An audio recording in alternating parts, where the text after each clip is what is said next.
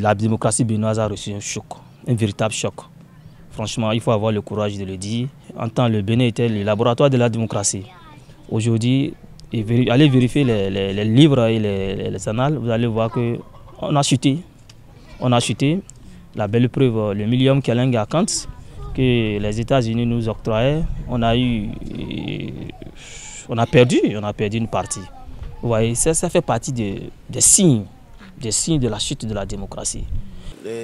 Selon les classements aujourd'hui que le comité international est en train de classer aujourd'hui, j'espère que si le Bénin est 3e hier, aujourd'hui nous sommes devenus peut-être 4e ou 5e ou 6e. Donc la démocratie est un peu à terre au Bénin aujourd'hui. Au fait, à l'endroit des chefs de l'État, d'essayer de revoir sa copie pour que la population aussi n'a qu'à trouver un peu à faire ou un peu à manger. Si aujourd'hui nous sommes en train de crier au Bénin aujourd'hui, c'est que personne n'est tout droit encore dans le pays. Quand tu vois quelqu'un maintenant, on dit, les fonds, on dit, nos repos, donc tout le monde maintenant c'est nos repos. Vous savez, quand on parle de la démocratie, c'est le pouvoir d'abord pour le peuple et par le peuple. Aujourd'hui au Bénin, c'est avec consternation que nous constatons que la démocratie a été mise à mal. Et le chef de l'État lui-même ne se gêne pas à le dire à la face du monde, pour atteindre ses objectifs, qu'il est bien capable de mettre à mal la démocratie. Donc ce mot sacro-saint n'a plus aucune valeur aujourd'hui au Bénin. Nous sommes désormais dans un état tout quand même sauf démocrate, parce que les libertés sont bafouées. Avec le régime actuel, nous avons connu des prisonniers, nous connaissons simplement des prisonniers politiques, des prisonniers d'opinion, des gens qu'on jette en prison tout simplement parce qu'ils sont contre une décision du gouvernement. Donc je peux vous dire que nous sommes dans un état autre que démocrate. J'appelle le chef de l'État à véritablement se réconcilier avec son peuple.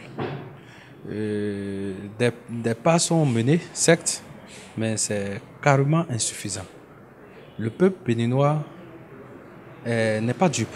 La démocratie, c'est aussi la liberté d'expression. Et c'est cette liberté d'expression qui leur permet de dire aujourd'hui que la démocratie au Bénin a un problème.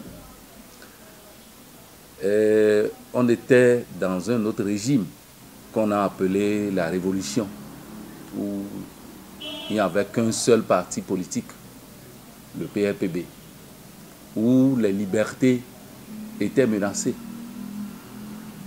où il était difficile ou impossible d'exprimer ses opinions et être sur place. Mais aujourd'hui, vous voyez, les gens sont libres de dire qu'il y a problème, mais malgré ça, ils sont toujours dans le pays.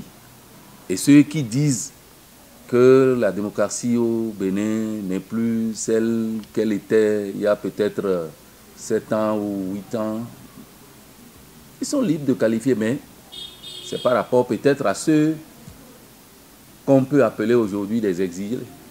Et ceux-là ne sont pas hors du pays à cause de leurs opinions politiques. Ils le sont parce qu'ils auraient posé des actes pour lesquels ils ne veulent peut-être pas répondre. Donc, prendre ces cas pour qualifier notre démocratie autre que celle qu'elle doit être, ils sont libres de leurs opinions. La démocratie béninoise, depuis plusieurs décennies, fait son petit bonhomme de chemin. Mais depuis 2016, elle fait aussi son bonhomme de chemin, puisque le Bénin, au-delà de tout, est cité en exemple comme un label, un pays démocratique. Toutefois, la démocratie béninoise, elle a connu de petits soubresauts, elle a connu de petites péripéties pour son véritable essor, pour son véritable éclosion. Pour d'autres, c'est le respect d'égalité entre l'homme et la femme. C'est aussi le respect des lois qui imposent la démocratie. Et vous savez, au Bénin, rien n'est fait sans les tests. Tout ce qui est fait, c'est à la base des tests. Mais comme je l'ai dit, il y a quand même des soubresauts, des petites péripéties qui sont parfois certainement légitimes. On a eu des élections par lesquelles nous avons désigné un président de la République, chef de l'exécutif.